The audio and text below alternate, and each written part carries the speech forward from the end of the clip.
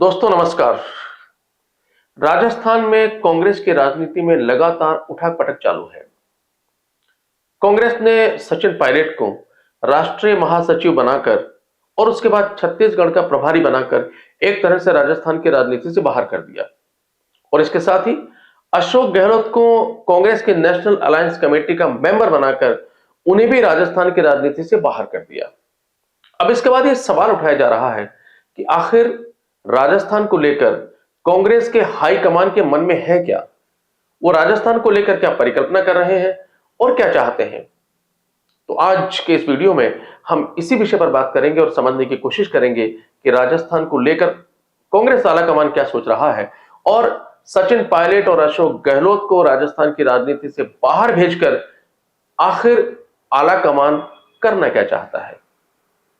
तो सबसे पहले हम बात करते हैं सचिन पायलट के बारे में। सचिन पायलट को राष्ट्रीय महासचिव बनाया गया, छत्तीसगढ़ का प्रभार दे दिया गया और अब वो राजस्थान छोड़कर छत्तीसगढ़ में काम करेंगे कांग्रेस पार्टी को विजय बनाने के लिए। दरअसल कांग्रेस आला कमान बहुत अच्छी तरह जानता है कि राजस्थान के हालात बड़े नाजुक हैं।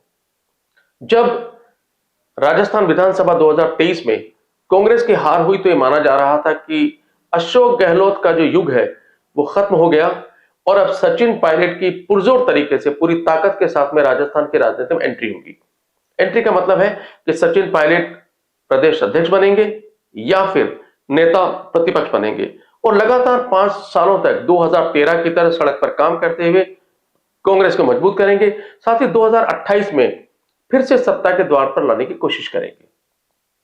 लेकिन आला कमान को मालूम था कि अगर सचिन पायलट को यह जिम्मेदारी दी जाएगी तो एक तरह से यह प्रचारित होगा कि सचिन पायलट जीत गए और अशोक गहलोत हार गए, यानी कि राजनीति खत्म हो गई।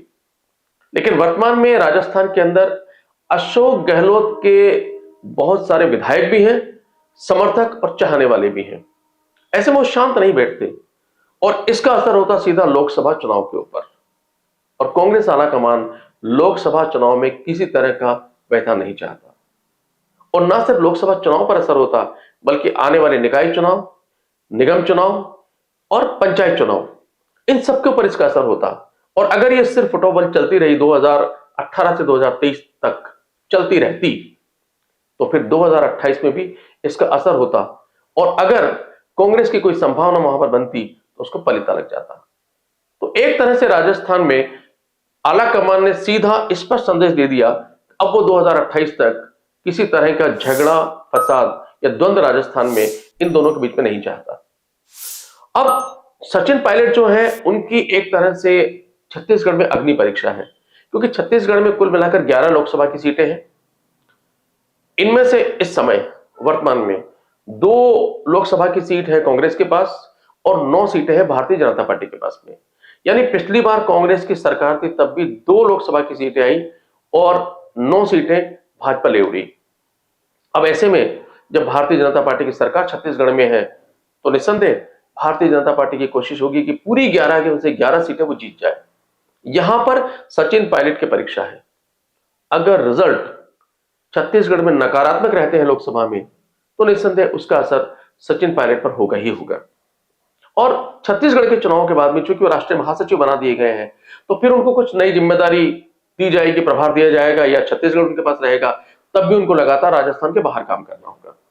अब ये याद करिए 2020 का जो मानेसर कांड हुआ था उसके बाद भी केंद्रीय नेतृत्व चाहता था कि सचिन पायलट बाहर आ जाए, मतलब केंद्र की राजनीति में आ जाए और यहां पे झगड़ा खत्म हो।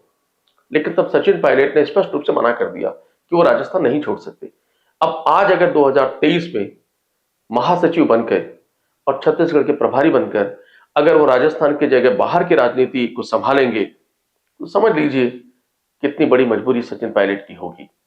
खैर, अब बात करते हैं हम अशोक गहलोत की।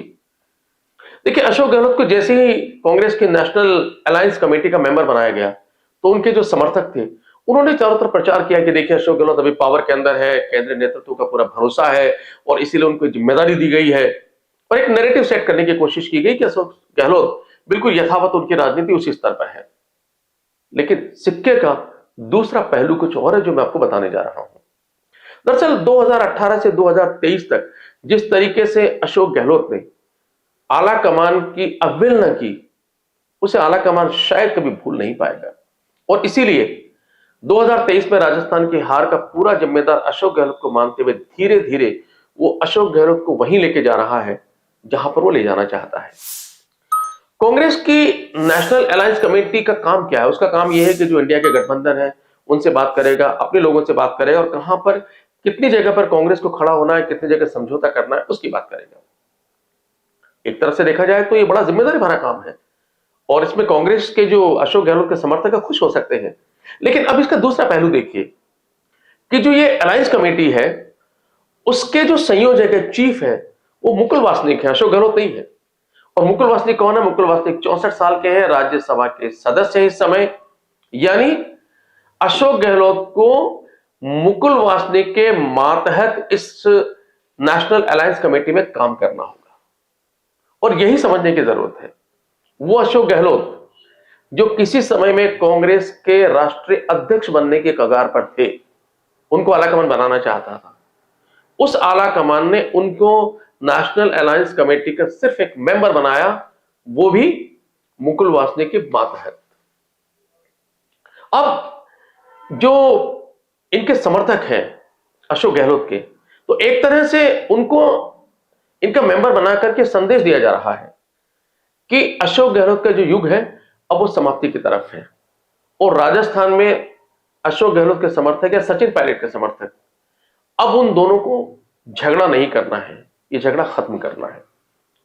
मतलब सीधा सीधा है कि राजस्थान में अब आलाकमान किसी तरह का द्वंद्व, झगड़ा, फसाद यहां पर नहीं चाहता। अब देखिए, जब सचिन पायलट और अशोक गहलोत अपनी नई जिम्मेदारियों के तहत राजस्थान से बाहर काम करेंगे तो यहां पर नया कांग्रेस का प्रदेश अध्यक्ष बनेगा और नेता प्रतिपक्ष बनेगा। अब वो जो कांग्रेस अध्यक्ष बनेगा वो 5 साल तक लगातार सड़क पर काम करेगा, संघर्ष करेगा, संगठन को खड़ा करेगा और कांग्रेस को 2028 में सत्ता के द्वार तक लाने की कोशिश करेगा, जैसे कि 2013 से 2018 में सचिन पायलट ने किया। और जो नेता प्रतिपक्ष होगा वो विधानसभा में घेरेगा, लगातार सवाल उठाएगा और ये कोशिश करेगा नैरेटिव सेट करने की कि जो सरकार है भारतीय जनता पार्टी की, वो ढंग से काम नहीं कर रही है, फेल्यूर है। अब यहां पर एक सवाल आपके जहन में होगा और आप पूछना चाहेंगे कि क्या जब 2028 में चुनाव होंगे तो अशोक गहलोत और सचिन पायलट का क्या रोल होगा? क्या सचिन पायलट वापस आएंगे राजनीति में, अशोक गहलोत वापस आएंगे और फिर से यहां पर उनका प्रभुत्व होगा? तो देखिए, ये बड़ा एक इंटरेस्टिंग सा सवाल है क्योंकि इन 5 सालों में 2023 से 2028 तक जो नया प्रदेश अध्यक्ष बनेगा और जो नेता प्रतिपक्ष बनेगा वो अपनी पूरी फील्डिंग सेट कर चुका होगा। उनका अपना संगठन होगा, अपने लोग होंगे, अपने कार्य होंगे, लगातार मीडिया में उनकी चर्चा होगी। ऐसे में 2028 में सचिन पायलट आए और उनको सारा कुछ संभाल दिया जाए कि अब आप संभालिए, क्या ये संभव है? 2023 से 2028 तक जो नेता प्रतिपक्ष और अध्यक्ष काम करेगा, क्या वो अपनी सारी मेहनत सचिन पायलट को थाली में परोसकर सौंप देंगे? वैसे ही जैसे 2013 से 2018 की सारी सचिन पायलट की मेहनत अशोक गहलोत को थाली में परोसकर दे दी गई। इसकी संभावनाएं मुझे बहुत कम लगती है। और अब बात करते हैं अशोक गहलोत की। क्या अशोक गहलोत वापस 2028 में ऐसे ही आकर सब कुछ संभाल लेंगे जैसे 2018 में संभाला? तो देखिए, अशोक गहलोत 77 वर्ष के हो जाएंगे, आला कमान के अंदर राहुल गांधी और प्रियंका वाड्रा का प्रभुत्व होगा। तो ऐसे में इस बात की संभावनाएं मुझे सुनने लगती है कि 2028 में अशोक गहलोत आएंगे, वापस अपनी जादू की छड़ी घुमाएंगे और फिर से सब कुछ हाईजेक कर लेंगे। लेकिन क्या होगा ये आने वाला वक्त बताएगा। फिलहाल आपसे मेरी यही गुजारिश है कि मेरे चैनल को आप भी सब्सक्राइब कीजिए, अपने मित्रों से भी सब्सक्राइब करवाइए, साथ ही लाइक भी कीजिए, शेयर भी कीजिए। आप क्या सोच रहे हैं इसको कमेंट बॉक्स में कमेंट भी कीजिए। फिलहाल दीजिए इजाजत, अगले वीडियो में फिर आपसे मुलाकात होगी। तब तक के लिए नमस्कार।